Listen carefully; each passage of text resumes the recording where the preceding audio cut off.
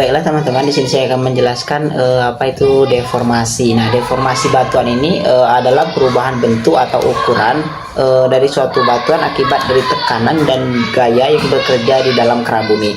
Nah, proses ini bisa terjadi secara elastis, plastis, atau melalui patahan.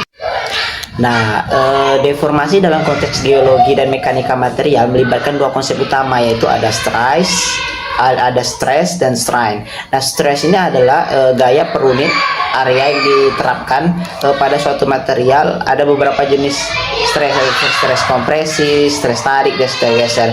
Kemudian strain adalah ukuran perubahan bentuk yang dialami oleh material akibat stres. Ini dapat diukur melalui rasio perubahan panjang terhadap panjang awal. Di sini stres merupakan gaya per unit yang diterapkan pada suatu material, dan di sini pada gambar ditunjukkan stres ini adalah tekanan yang dilakukan oleh berbagai arah pada setiap bidang suatu permukaan batuan.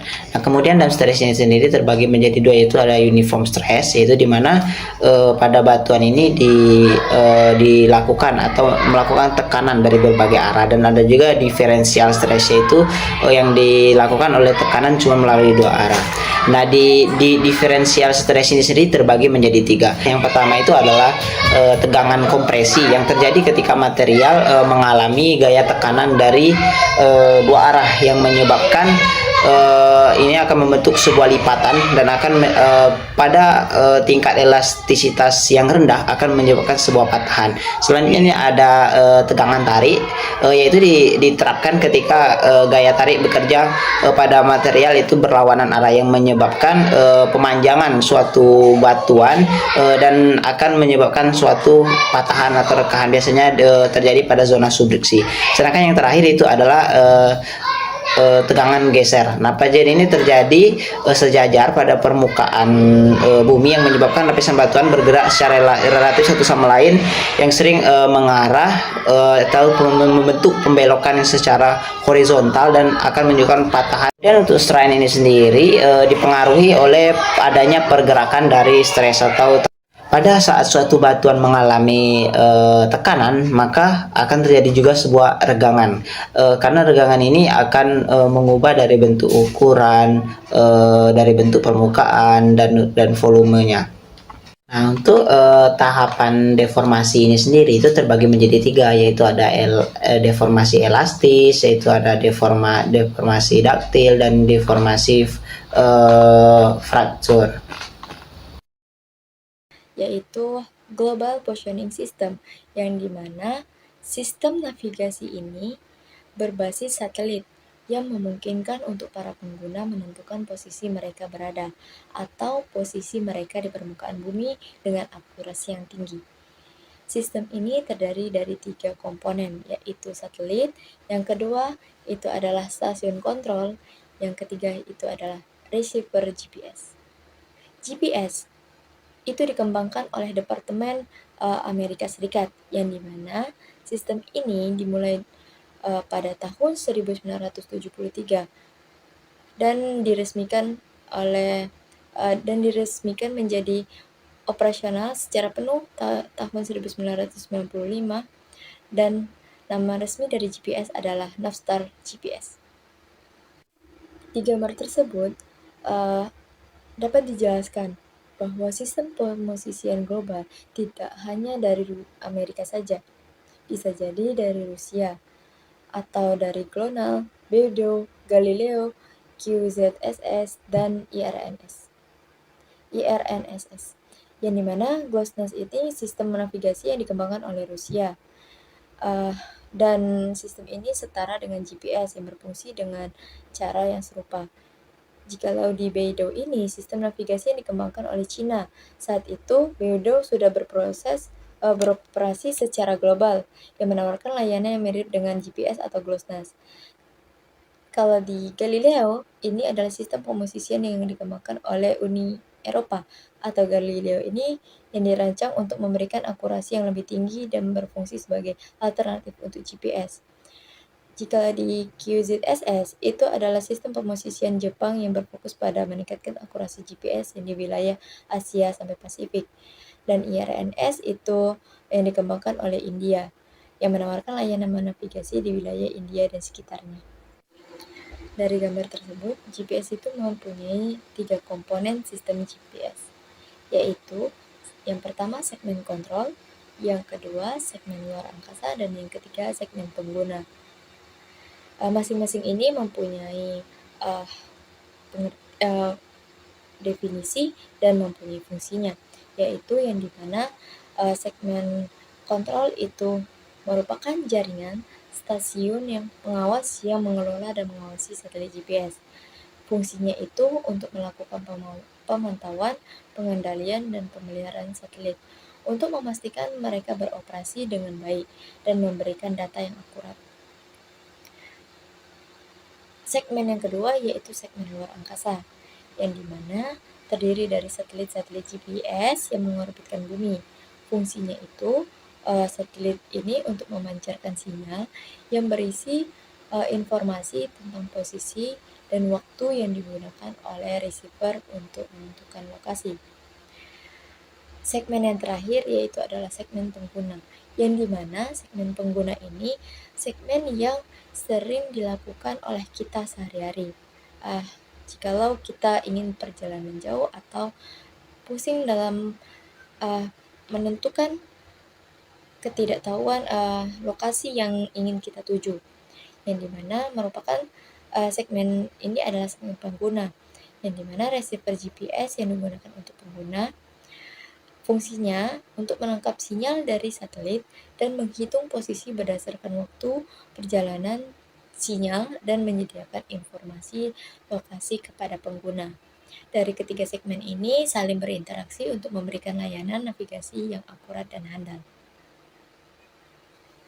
Bagaimana GPS bekerja? Misalkan kita berada di suatu lokasi di permukaan bumi dengan membawa receiver, maka receiver akan terdeteksi atau terlihat oleh satelit. Satelit akan mengirimkan sinyal radio ke receiver dengan kecepatan cahaya. Misalkan waktu 0 adalah awal di mana sinyal dikirim ke receiver. Sinyal membutuhkan waktu beberapa detik untuk bisa sampai kepada receiver. Waktu antara receiver dan satelit haruslah sama. Dengan menggunakan persamaan jarak sama dengan waktu dikali kecepatan dikali waktu, maka kita bisa dapatkan jarak antara satelit dan receiver. Dengan menggunakan metode trilaterasi, satelit akan menggunakan radius atau jarak sebagai radius lingkaran khayal. Kita membutuhkan setidaknya 2 satelit untuk mengetahui posisi, maka didapatkan 2 lingkaran khayal. Kita dapatkan pula 2 persimpangan. Untuk mendapatkan persimpangan sebagai solusi yang tepat, maka kita gunakan lingkaran ketiga, yaitu bumi, sehingga kita bisa dapatkan solusi yang tepat. Masalah utama dalam GPS adalah waktu. Karena jam pada receiver tidak cukup akurat dibandingkan jam pada satelit, menyebabkan adanya local offset atau perbedaan waktu antara receiver dan satelit. Maka offset ini perlu diketahui agar bisa didapatkan interpretasi posisi yang sesuai. Misalkan kita visualisasikan jika satelit dan receiver memiliki perbedaan waktu, sehingga waktu akan bertambah sebanyak alfa, yakni sebanyak berapa perbedaan waktunya. Ini akan mengaruhi jarak antara satelit dan receiver, yang juga akan mempengaruhi interpretasi posisi oleh GPS terhadap posisi kita di permukaan bumi. Setidaknya diperlukan 2 satelit untuk memberikan informasi koordinat berupa X dan Y. Kemudian 3 satelit akan memberikan informasi X, Y, dan alfa atau sudut, yang dalam kenyataannya berupa informasi latitude atau lintang, longitude atau bujur, altitude atau ketinggian, dan waktu. Kita membutuhkan satelit keempat agar bisa menyelesaikan masalah local offset sehingga interpretasi akurat. Bagaimana GPS mengukur deformasi kerak bumi? GPS dapat digunakan untuk mengukur deformasi kerak bumi dengan membandingkan posisi relatif permukaan bumi di lokasi yang berbeda. Deformasi kerak bumi itu tersendiri adalah perubahan bentuk atau ukuran kerak bumi yang disebabkan oleh berbagai proses geologi, seperti aktivitas tektonik, perubahan iklim, atau aktivitas vulkanik. GPS adalah memantau dan mengukur perubahan posisi dalam 3 dimensi, komponen up-down, north-south, dan east-west, dengan akurasi hingga mm. Solar panel, transmitter, dan GPS station. GPS station adalah stasiun yang menerima sinyal dari satelit GPS untuk menentukan posisi geografis. GPS sendiri adalah sistem navigasi satelit yang memungkinkan penerima untuk menentukan posisi geografis mereka di mana saja di permukaan bumi. Sistem ini terdiri dari jaringan satelit yang mengorbit di sekitar bumi dan stasiun penerima di permukaan bumi. Stasiun penerima yang sering disebut dengan Stasiun penerima yang sering disebut dengan GPS station menerima sinyal dari beberapa satelit dan menggunakan informasi tersebut untuk menghitung posisi informasi. Monumen drill deep into bedrock or soil dengan GPS antena. Monumen yang dibuat dalam kedalaman batuan atau tanah biasanya digunakan dalam geodesi dan survei untuk menentukan koordinat geografis yang akurat dengan memasang monumen di lokasi yang ditentukan dan menggunakan perangkat seperti GPS antena. Koordinat geografis lokasi tersebut dapat ditentukan dengan akurasi yang tinggi. Ini penting dalam berbagai aplikasi, seperti pembangunan infrastruktur, pemetaan, dan penelitian ilmiah. Subduction zone adalah area di mana satu lempeng tektonik menyusup ke bawah lempeng lainnya. Proses ini terjadi ketika dua lempeng bertemu dan salah satunya memiliki kepadatan yang lebih tinggi. Lempeng yang memiliki kepadatan lebih tinggi akan menyusup ke bawah lempeng lainnya, menciptakan zona subduksi. Zona subduksi seringkali dikaitkan dengan aktivitas seismik dan vulkanik yang tinggi. GPS station adalah stasiun yang digunakan untuk mengukur pergerakan lempeng tektonik dengan menggunakan teknologi GPS. GPS sensitif terhadap perubahan secara vertikal, uplift, dan subsidensi.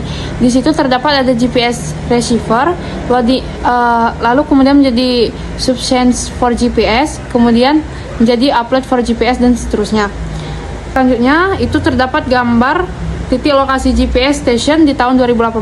Saya akan menjelaskan tentang flat boundaries, transform, convergent, dan divergent.